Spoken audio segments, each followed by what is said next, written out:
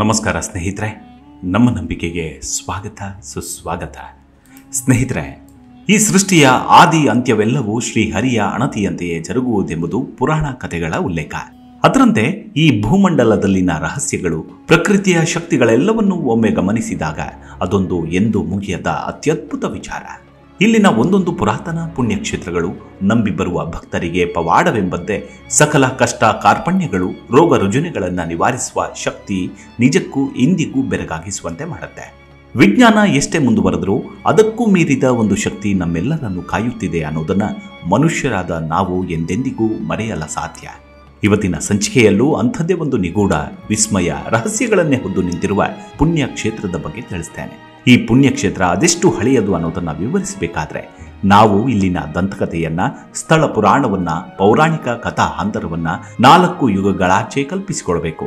ಈ ಪುಣ್ಯಕ್ಷೇತ್ರದಲ್ಲಿ ಯುಗ ಯುಗಗಳಿಂದ ಹರಿಯುತ್ತಿರುವ ಪುಣ್ಯ ನದಿಯಲ್ಲಿ ಸ್ನಾನ ಮಾಡಿದರೆ ಅದೆಂಥದ್ದೇ ಚರ್ಮವ್ಯಾಧಿ ಇದ್ದರೂ, ಸಂತಾನವಿಲ್ಲದಿದ್ದರೂ ಪವಾಡವೆಂಬಂತೆ ಸರ್ವ ಸಮಸ್ಯೆಗಳಿಗೂ ಪರಿಹಾರ ಸಿಗುತ್ತೆ ಅನ್ನೋದು ಪ್ರತಿಯೊಬ್ಬ ಭಕ್ತಾದಿಗಳ ನಂಬಿಕೆ. ಅದಕ್ಕೆ ಪುಷ್ಟಿ ನೀಡುವಂತೆ ಅಂತಹ ಹಲವಾರು ಉದಾಹರಣೆಗಳು ಇಂದಿಗೂ ಕಾಣಸಿಗ್ತವೆ. ಅಂತಹ ನಿದರ್ಶನಗಳು ನಮ್ಮೆಲ್ಲರನ್ನು ಹುಬ್ಬೇರಿಸುವಂತೆ ಮಾಡುತ್ತೆ. ಬನ್ನಿ, ಹಾಗಿದ್ರೆ ಯಾವುದು ಆ ಪುಣ್ಯಕ್ಷೇತ್ರ? ಅದು ಇರುವುದಾದರೂ ಎಲ್ಲಿ? ಅಲ್ಲಿನ ಶಕ್ತಿ ಹಾಗೂ ಮಹಿಮೆ ಎಂಥದ್ದು ಅನ್ನೋದನ್ನು ಇವತ್ತಿನ ಸಂಚಿಕೆಯಲ್ಲಿ ತಿಳಿದುಕೊಳ್ತಾ ಹೋಗೋಣ. ಅದಕ್ಕೂ ಮುನ್ನ ನಮ್ಮ ನಂಬಿಕೆಗೆ ನಿಮ್ಮ ಬೆಂಬಲವಿರಲಿ. ಸ್ನೇಹಿತರೆ, ಈ ಪುಣ್ಯಕ್ಷೇತ್ರವಿರೋದು ಪರಶುರಾಮ ನಾಡು ಎಂದೇ ಪ್ರಸಿದ್ಧವಾದ ಮಂಗಳೂರಿನಲ್ಲಿ. ಮಂಗಳೂರಿನಿಂದ ಕೇವಲ 10 ಕಿಲೋಮೀಟರ್ಗಳ ದೂರದಲ್ಲಿ ಕಾರ್ಕಳದ ಮಾರ್ಗದಲ್ಲಿ ಕುಡುಪು ಎಂಬ ಗ್ರಾಮದಲ್ಲಿಯೇ ನೆಲೆಸಿದೆ ಆ ಶಕ್ತಿ. ಇದು ಕೇರಳೀಯ ಶೈಲಿಯ ದೇವಾಲಯವಾಗಿದ್ದು ಗರ್ಭಗುಡಿಯಲ್ಲಿ ನೆಲೆಸಿದ್ದಾರೆ ಶ್ರೀ ಅನಂತ ಪದ್ಮನಾಭ ಸ್ವಾಮಿ. ಇಂದಿಗೂ ಕಷ್ಟಗಳನ್ನು ಹೊತ್ತು ಬರುವ ಭಕ್ತಾದಿ ಸಮೂಹಕ್ಕೆ ತಾಯಿಯಂತೆ ಮಮತೆ, ಪ್ರೀತಿ, ಅಭಯವನ್ನ ಕರುಣಿಸುತ್ತಿರುವವನೇ ಶ್ರೀ ಅನಂತ ಪದ್ಮನಾಭ ಸ್ವಾಮಿ.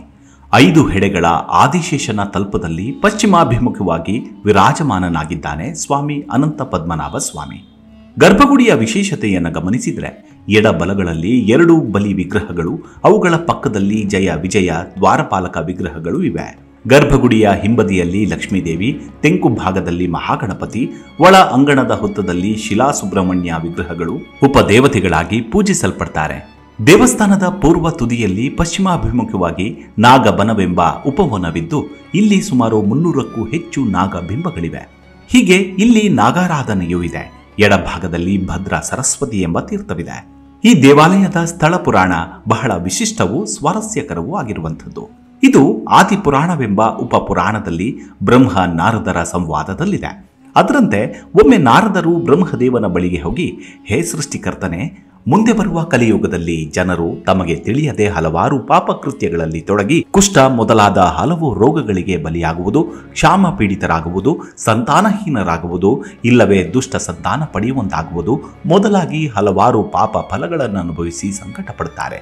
ಯಾವ ಪವಿತ್ರ ತೀರ್ಥ ಸ್ನಾನದಿಂದ ಇವರ ಪಾಪ ಪರಿಹಾರವಾಗಿ ಆರೋಗ್ಯ ಮೊದಲಾದವುಗಳು ಸುಧಾರಿಸಬಹುದು ಎಂದು ಕೇಳಿಕೊಳ್ತಾರೆ.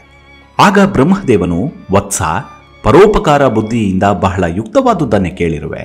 ನೀನು ಕೇಳಿದಂತಹ ತೀರ್ಥಕ್ಷೇತ್ರ ಒಂದಿದೆ. ಅಲ್ಲಿ ಜನರು ಸ್ನಾನ ಮಾಡುವುದರಿಂದ ಅವರ ಪಾಪ ಪರಿಹಾರವಾಗಿ ಅವರು ಕುಷ್ಠಾದಿ ರೋಗ ರುಜಿನಗಳಿಂದ ಪಾರಾಗ್ತಾರೆ. ಅದು ಭೂಲೋಕದ ಕದಲಿವನವೆಂಬ ವನದಲ್ಲಿದೆ. ದಶಾರಣ್ಯಗಳಲ್ಲಿ ಒಂದಾದ ಈ ಕದಲಿ ವನದಲ್ಲಿ ಭದ್ರಾ ಸರಸ್ವತಿ ಎಂಬ ತೀರ್ಥವಿದೆ. ಸುಂದರ ಪುಷ್ಪಗಳಿಂದ ಪರಿಪ್ಲುತವಾದ ಈ ತೀರ್ಥದಲ್ಲಿ ದೇವಮುನಿಗಳು, ಯಕ್ಷ ಗಂಧರ್ವರು ಸ್ನಾನ ಮಾಡಿದ್ದಾರೆ. ಈಗ ಈ ತೀರ್ಥಕ್ಕೆ ಸಂಬಂಧಿಸಿದ ಕತೆ ಹೇಳುತ್ತೇನೆ ಕೇಳು. ಈ ತೀರ್ಥದ ದಕ್ಷಿಣ ದಿಕ್ಕಿಗೆ 1 ಯೋಜನ ದೂರದಲ್ಲಿ ಸುಮಂತು ಎಂಬ ಒಬ್ಬ ಬ್ರಾಹ್ಮಣನಿದ್ದ. ಅವನಿಗೆ ಕೇದಾರನೆಂಬ ಒಬ್ಬ ಪುತ್ರನಿದ್ದ. ಗುಣವಂತನು, ಭಗವದ್ಭಕ್ತನೂ ಆಗಿದ್ದರೂ ಕೂಡ ಅವನಿಗೆ ಸಂತಾನವಿರಲಿಲ್ಲ. ಒಂದು ದಿನ ಆತ ಈ ಭದ್ರಾ ಸರಸ್ವತಿ ತೀರ್ಥದ ಬಳಿ ಬಂದಾಗ ಇಲ್ಲಿ ತಪೋನಿರತನಾಗಿದ್ದ ಋಷಿ ಶೃಂಗ ಎಂಬ ಮುನಿಯನ ನುಡಿ ಅವನಿಗೆ ನಮಿಸಿ ತನ್ನ ಸಮಸ್ಯೆಗಳನ್ನು ಹೇಳಿಕೊಂಡ.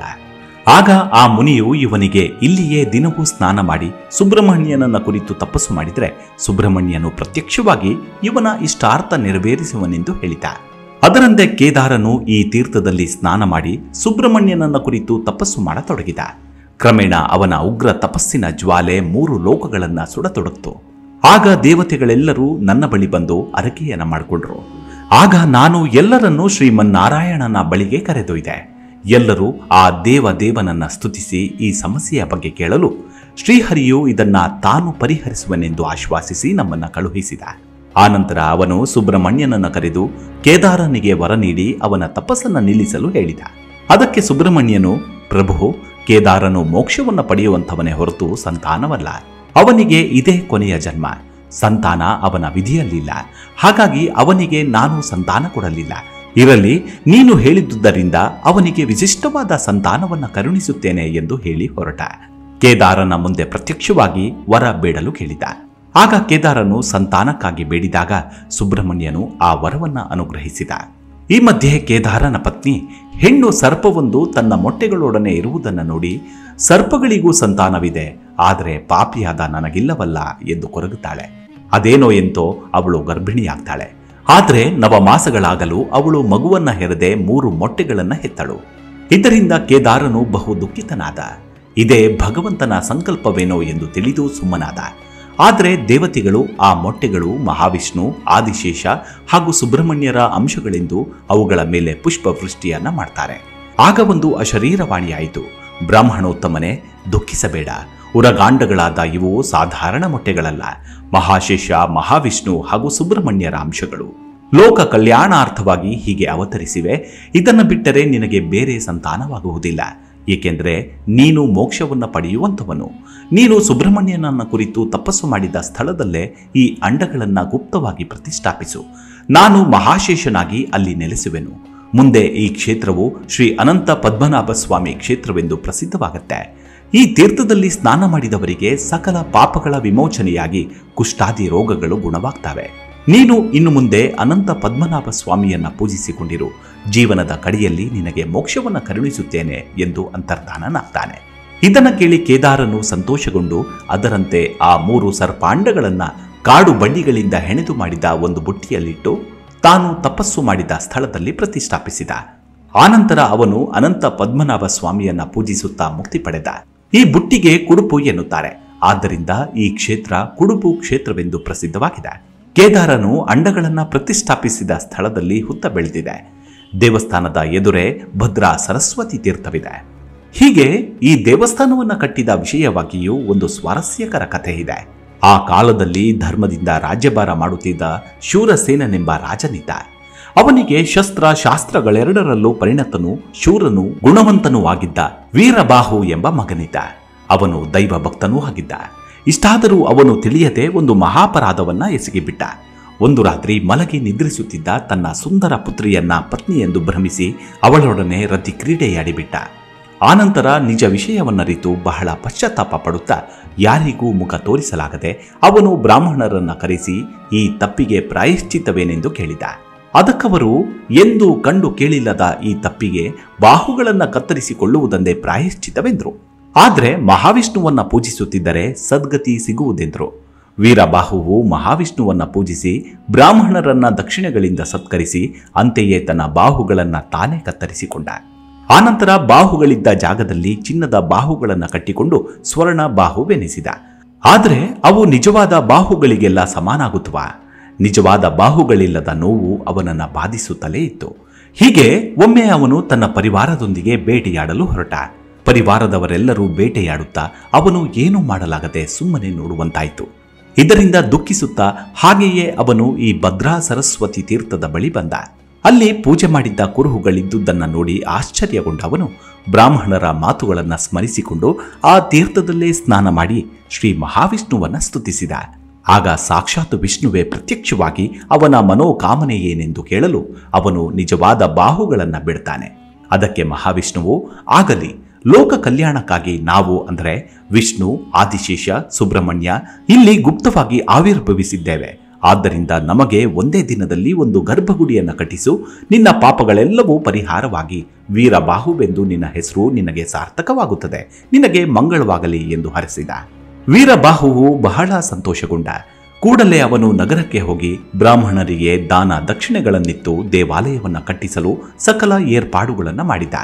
ಶಿಲ್ಪಿಗಳು ರಾತ್ರಿ ಇಡೀ ಭರದಿಂದ ಕೆಲಸ ಮಾಡತೊಡಗಿದ್ರು. ಆಗ ಉತ್ತರ ದಿಕ್ಕಿನಲ್ಲಿದ್ದ ಗೋಪಿನಾಥ ಎಂಬುವನು ಅಸೂಯೆ ತಾಳಿ ರಾತ್ರಿ 3 ಗಂಟೆಯ ಜಾವದಲ್ಲಿ ಕೋಳಿಯಂತೆ ಕೂಗಿದ. ಇದರಿಂದ ಶಿಲ್ಪಿಗಳಿಗೆ ಭಯವಾದರೂ ಆಕಾಶದಲ್ಲಿ ಇನ್ನೂ ನಕ್ಷತ್ರಗಳು ಮಿನುಗುತ್ತಿದ್ದದನ್ನು ನೋಡಿ ಕೆಲಸವನ್ನು ಮುಂದುವರೆಸ್ತಾರೆ. ಸ್ವಲ್ಪ ಹೊತ್ತಿನಲ್ಲಿ ಅರುಣೋದಯವಾಗಲು ಅಶರೀರವಾಣಿಯು ರಾಜನಿಗೆ ತನ್ನ ಕೆಲಸವನ್ನು ನಿಲ್ಲಿಸಲು ಹೇಳಿತು. ದೇವಾಲಯಕ್ಕೆ ಶಿಖರವೊಂದನ್ನಿಡಬೇಕಿತ್ತು. ಆದರೆ ವೀರಬಾಹುವಿಗೆ ಮೊದಲಿನಂತೆ ಬಾಹುಗಳು ಬಂದಿದ್ವು.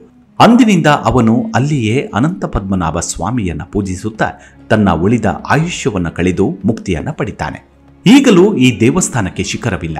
ಹೀಗೆ ಬ್ರಹ್ಮನು ನಾರದರಿಗೆ ಈ ಕ್ಷೇತ್ರದ ಕಥೆಯನ್ನ, ಮಹಿಮೆಯನ್ನ ಹೇಳಿದ. ಅಪೂರ್ವ ವಿಶಿಷ್ಟ ಸ್ಥಳ ಪುರಾಣವನ್ನೊಳಗೊಂಡಿರುವ ಮಂಗಳೂರಿನ ಈ ಕುಡುಪು ಅನಂತ ಪದ್ಮನಾಭ ಸ್ವಾಮಿ ಕ್ಷೇತ್ರವು ನೋಡಲೇಬೇಕಾದ ಪುಣ್ಯ ಕ್ಷೇತ್ರಗಳಲ್ಲೊಂದು. ನಿಮಗೆ ಅದೆಂಥದ್ದೇ ಸಮಸ್ಯೆ ಇದ್ದರೂ ಇಲ್ಲಿಗೆ ಭೇಟಿ ನೀಡಿ ಸ್ವಚ್ಛ ಮನಸ್ಸಿನಿಂದ ಆ ಭಗವಂತನನ್ನು ಆರಾಧಿಸಿದರೆ ಸಕಲವೂ ಈಡೇರುವುದು ಇದು ಶತಸಿದ್ಧ. ಸರ್ವರಿಗೂ ಸನ್ಮಂಗಳವನ್ನುಂಟು ಮಾಡಲಿ ಆ ಭಗವಂತ. ಮುಂದಿನ ಸಂಚಿಕೆಯಲ್ಲಿ ಮತ್ತೆ ಸಿಗೋಣ. ಅಲ್ಲಿವರೆಗೂ ನಿಮ್ಮ ಆರೋಗ್ಯದ ಕಡೆ ಗಮನವಿರಲಿ. Take care. ನಮಸ್ಕಾರ.